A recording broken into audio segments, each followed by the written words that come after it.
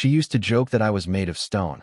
Jason, the unbreakable, she'd say with a smirk when I came home covered in dust and sweat, tossing my steel-toed boots at the door. I worked in high-end home renovation, concrete counters, natural stone, heavy reclaimed beams. Long hours, brutal work, but it paid well. And it paid for everything she wanted. New car, new wardrobe, yoga retreats, weekend getaways with clients. I didn't ask questions. I just carried the weight. Then the weight started pushing back. First, it was a dull ache in my lower back. Then came the numbness in my leg. One morning, I bent over to pick up a slab of granite and my whole body seized. I fell hard. Couldn't walk for 10 minutes. I managed to crawl to my phone and called her. She didn't answer the first time. That night, I told her I needed to see a doctor. She sighed like I'd just asked her to carry me on her back to the ER. You've always been dramatic, Jason. Stretch. I said, you'll be fine. But I wasn't. The MRI showed a herniated disc pressing into my sciatic nerve like a boot on a garden hose. Surgery was scheduled for the next week. I expected sympathy, maybe some fear, even just a small gesture, her holding my hand in the waiting room or heating up soup. Instead, Amelia said, so you're going to be home. All the time. On meds. Laid up. Great. That was the first time I really looked at her without the fog of loyalty. Her face wasn't worried. It was annoyed. Surgery went fine, technically. Recovery was hell. I could barely move. Couldn't sit for long. Couldn't lie flat. Couldn't stand without pain. She cooked once. Brought home takeout twice. After that, it was fridge notes and frozen dinners. She'd leave early, come home late. She'd smell like perfume I didn't recognize. She'd smile at texts she wouldn't let me see. She never kissed me goodnight. I started noticing her tone shifting. First subtle, then sharp. You're acting like an old man. How long are you going to milk this? I didn't sign up to be your nurse, Jason. One night, I tried to get up and collapsed back onto the couch. My legs wouldn't support me. She was nearby, on her laptop, glass of red wine in hand. She didn't move. She looked up and said, Jesus, Jason, I can't keep picking up your slack forever. That's when something snapped. I stared at her, really stared. I had given everything to this woman. My back, my income, my time. And now, when I was hurt, she acted like I was a burden. My slack, I said. My voice cracked, not from pain, but from disbelief. You think I wanted this? You think I planned to grind my body into surgery so you could spend your days pretending to work and nights playing house with God knows who? She didn't flinch, just stared. I think maybe, she said calmly, you weren't built for the kind of life we were creating. That stung more than anything else. Because I had built this life. Brick by brick, dollar by dollar. I built her safety, her wardrobe, her freedom. And now that I couldn't carry it all, she was ready to walk. 5 minutes later, she left. Said she had plans. Didn't even bother to lie.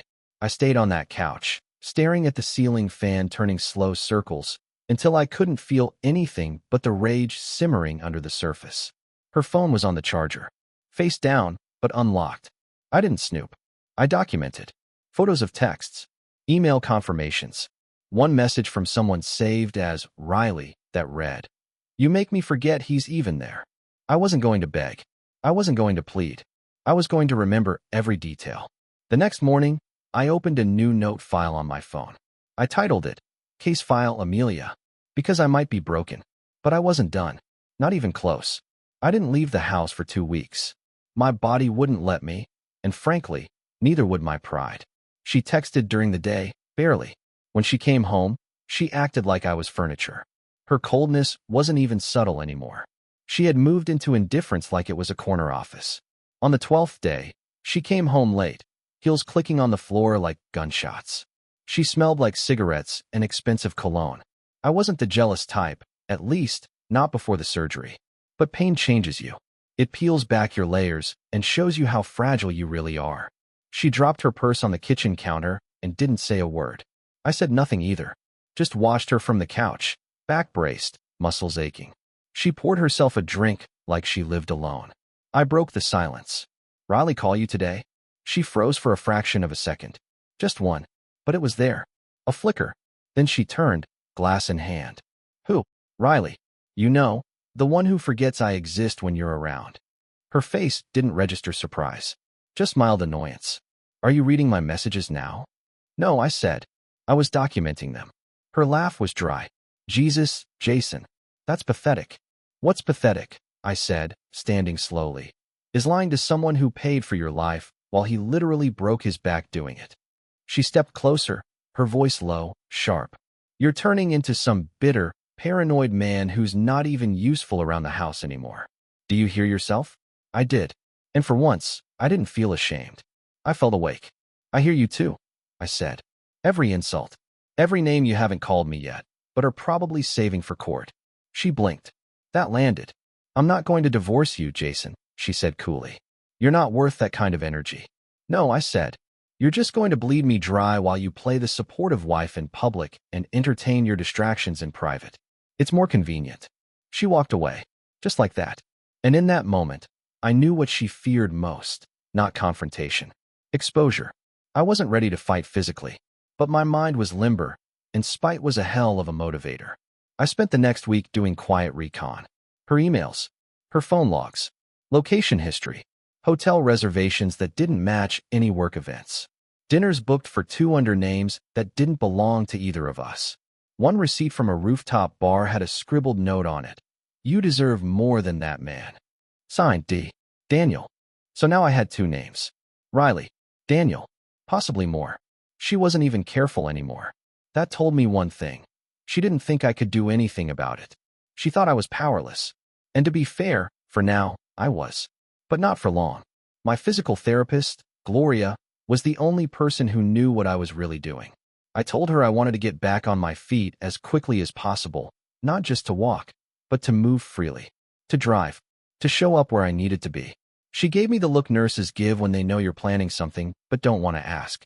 Whatever's driving you, Jason, keep using it. Just don't hurt yourself again. I won't, I said. Someone else is going to feel it this time. Amelia continued to play her role half-heartedly. She told her parents I was healing slowly, told her co-workers she was holding the house together. One night, I heard her on the phone with someone, maybe Daniel, maybe Riley, saying, "It's only a matter of time before he gives up and leaves." I smiled in the dark. That night, I started logging everything properly: names, times, statements, receipts. I labeled a folder exit plan. I wasn't sure when, but I knew one thing. When I left, it wouldn't be with a bag and a broken back. It would be with her lies in my pocket and her dignity hanging by a thread. I didn't want to hurt her physically. I didn't even want revenge in the violent, emotional sense. I wanted to take away what she truly valued: the mask, the illusion of superiority, her ability to glide through rooms with a perfect smile and say, "My husband's doing well. He's recovering." She mocked my pain. She counted on my silence. She underestimated my resolve. And that, I decided, was her first real mistake. I started acting weaker than I actually was. A limp here, a groan there. I made sure to move slowly when she was around, to fumble with the brace, to ask for help reaching something on a high shelf. She hated it. I could see it in her eyes every time she plastered on that fake smile and said, "Of course, babe." She thought I was crumbling. And that was exactly what I wanted her to think. The more she believed I was helpless, the less cautious she became. She started taking calls in the bedroom, on speaker, assuming I was too drugged to pay attention. She came home later. She stopped checking in. Once, I watched from the upstairs window as she got dropped off by a guy in a black Tesla. I waited for her to explain. She never did. That night, I asked casually, "You have a good dinner with Danielle?" She narrowed her eyes. "It's Daniel." So I was close. She didn't even flinch. "You're being petty." "No," I said. "I'm being observant. It's the only muscle I haven't torn yet." The smirk disappeared from her face for a split second. She left the room. The next day, she scheduled a spa weekend to recharge. That's how she put it. I played along. Said I'd be fine on my own. Even helped carry her suitcase to the car. I shouldn't have, but the grim satisfaction of her thinking I was still too dumb to notice kept me smiling through the pain. Once she was gone, I got to work. First, I changed the passwords to all joint accounts. Just a temporary lockout. Nothing permanent. I needed to know how much she was spending, and more importantly, where. Her credit card statements showed charges in boutique stores I'd never heard of. There were wire transfers, too, to someone with a last name that didn't match any of her family or friends. I drove for the first time in months that afternoon, just to see if I could. The brace was stiff, but I managed. I made a quiet visit to a divorce attorney a friend had recommended years ago, just in case, he'd said back then. Funny how things work out. The lawyer, Michelle, didn't blink when I told her everything. She's having an affair, possibly more than one. Financially draining you, emotionally abusive, and attempting to establish a he can't take care of himself narrative. Classic setup. Setup for what? I asked. Either to push you out of your own home or make you look unstable enough that, if there's a split, she walks away clean and with most of the assets. I nodded slowly. Can we flip that? Michelle smiled like I'd asked her if the sky was blue. Absolutely. But we need more. I have more. I handed her a USB drive. Messages. Audio recordings. Screenshots. Photos. I'd been documenting since day one. Michelle looked impressed. Jason, you've been busy. I shrugged. It's easier when you've got nothing else to do but hurt and listen. She leaned forward. You're going to be okay. More than okay. But don't tip your hand. I didn't plan to. In fact, when Amelia returned from her spa retreat, I greeted her with flowers and a clean house. I even cooked, well, reheated, her favorite pasta. She looked surprised. Maybe a little guilty. Maybe not. I thought you'd still be in bed, she said. I pushed myself, I replied. I wanted to feel useful again. She smiled and kissed me on the cheek. That's sweet. Just trying to be the man you married. She nodded. Good. Good. That word echoed in my skull for the rest of the night. Because to her, my usefulness was transactional. Conditional. She didn't care that I was trying. Only that I was still easy to manipulate. Later that week, I staged a small fall in the kitchen. Nothing dramatic. Just enough noise to make her run in and find me on the floor, holding my side. Jesus, Jason, she said. What now? I slipped. She rolled her eyes, but helped me up. That's all I needed. Confirmation that her patience had completely eroded. There was no love left. No compassion. Only calculation. I started recording video entries on my phone, talking directly to the camera. Today, she left the house at 9:14 a.m. wearing the green dress. She said she was going to work, but never took her laptop. She came home at 7:42 p.m. with a gift bag and a receipt for 2 wine glasses. I kept it clinical, factual. If I ever needed to prove gaslighting, abuse, financial exploitation, this was my evidence. The next weekend, she invited friends over. 2 couples we used to spend time with. I hadn't seen them in months. Amelia was all charm and giggles. Jason's getting stronger every day, she said to them. But he's still not ready to go back to work. I smiled politely. Didn't correct her. One of the wives asked how I was feeling. I told her I was grateful for rest and rehab. That sometimes it's good to see who really stands by you when you're down. Amelia shot me a look. I returned it, soft but cold. Especially when the house still needs to be cleaned, the meals cooked, the bills paid. Alone. That earned a long, awkward silence. She laughed it off later. Don't be so dramatic. They don't need to know every little struggle. But that's the thing, Amelia, I said. They know now. And that was the turning point. The cracks were spreading. The image she built, the caring wife, the unshakable partner, it was starting to crumble. And I was the one shaking the foundation. She didn't see it coming. That was the best part. I waited until a Thursday, her busiest day. Back-to-back meetings, Zoom calls, and a client dinner. She kissed me on the forehead in the morning like she was comforting a dying relative and said, "You'll be okay for dinner, right? There's leftover risotto." I nodded. "I'll manage." An hour later, I drove, slowly, carefully, to Michelle's office and signed the paperwork. It was all ready. The petition, the financial disclosures, the official notice. Michelle had it delivered to her office by courier at 2:15 p.m., right in the middle of her client presentation. I didn't see the explosion, but I imagined it. The awkward silence. Her smile cracking. Her hands shaking just enough to spill coffee on her perfect blouse. I turned off my phone for an hour and sat in the park. Let the wind hit my face.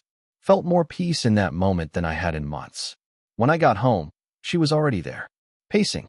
"You serve me at work?" she hissed. "Are you kidding me?" I limped toward the kitchen. "You always said I lacked initiative." She slammed the divorce packet on the counter. "You ambushed me." "No," I said. "You ambushed this marriage the day you started sleeping around and treating me like a busted appliance." She opened her mouth to argue, then shut it. For once, no clever line. No gaslighting. Just silent fury. She stormed upstairs. I heard drawers opening, slamming. 15 minutes later, she came down with a suitcase. I'm staying with a friend. I raised an eyebrow. Daniel or Riley? She froze on the last step.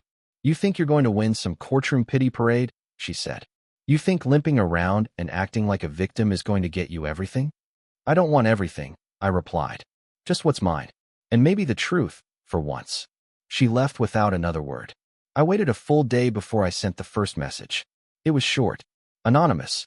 You should know who your spouse is sleeping with. Check hotel receipts on these dates. I sent it to Daniel's wife first, then Riley's girlfriend. Both messages from burner accounts. Just the right amount of detail to spark doubt, but not enough to be dismissed outright. I wasn't trying to ruin their lives. Just turn on the lights. That weekend, I hired a friend to take professional photos of the house, interior and exterior. Amelia loved that place. Her name wasn't on the deed, but she loved showing it off. I staged it beautifully, posted it on a private listing board. I wasn't selling, just reminding myself that I could. She texted once. We need to talk. I didn't reply. By the next week, word was getting around. Our mutual friend stopped liking her posts. One of her yoga clients canceled sessions, citing personal discomfort. Amelia posted a cryptic story. Some people can't handle a strong woman. The comments were quiet. Meanwhile, Michelle was working the court system like a concert pianist. Freezing assets, filing injunctions, scheduling depositions. We weren't going for blood. We were going for surgical precision. I kept my tone neutral at every step. No rage, no threats. Just facts. Receipts. Screenshots. Records of her public belittling, her absence during recovery, her spending. The best weapon was always the truth. 2 weeks later, Amelia showed up at the house. No warning. No anger this time. Just that tight, polished smile. I've been thinking, she said, walking into the living room like she still lived there. Maybe we rushed into this. Things got tense. I was stressed.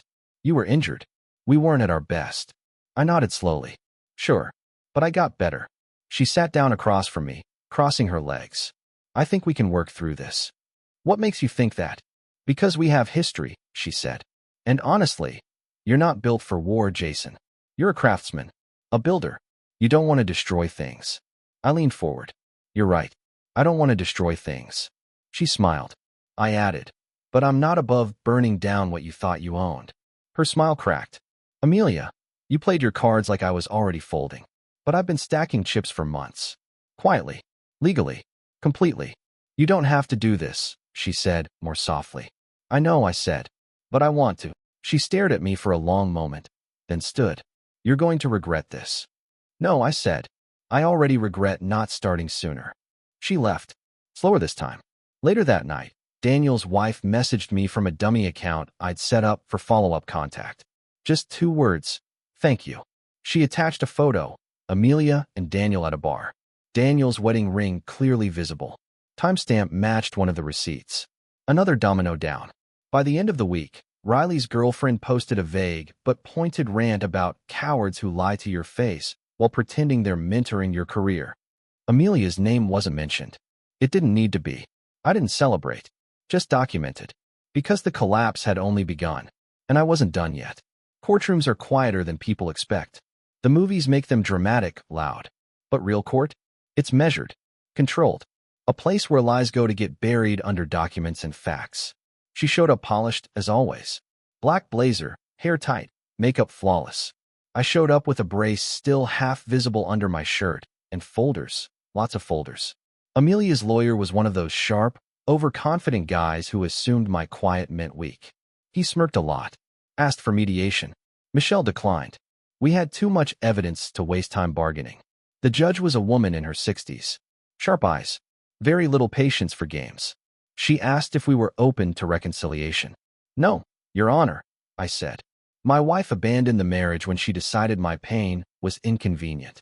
Amelia's lawyer objected, too emotional. Michelle smiled. We have documented evidence that Mrs. Holloway referred to her husband as dead weight during his recovery and described her time away as an emotional reset with another man. The judge raised an eyebrow. Another man? Michelle placed the file on the desk. Receipts. Photos. Messages. She didn't even glance at Amelia. Multiple. You could feel the room change. Amelia shifted in her chair, lips tight. She didn't look at me. Over the next 3 hours, Michelle calmly dismantled the illusion Amelia had built. The devoted wife, the competent provider, the one holding the household together. We showed the financial records. Her personal accounts receiving money from our joint one. Gifts sent to others. Unauthorized withdrawals. We played recordings, just a few. Just enough. Her voice, mocking. He can't even take out the trash, and I'm supposed to respect him? The judge asked her if she'd made those statements. Amelia didn't deny them. I was venting. Repeatedly. To multiple people. Michelle asked. I was under stress. So was your husband, the judge noted. By the end of the day, the ruling was clear. I kept the house. She was removed from any claim to it, since her name had never been on the deed, and she'd made no financial contributions toward the mortgage.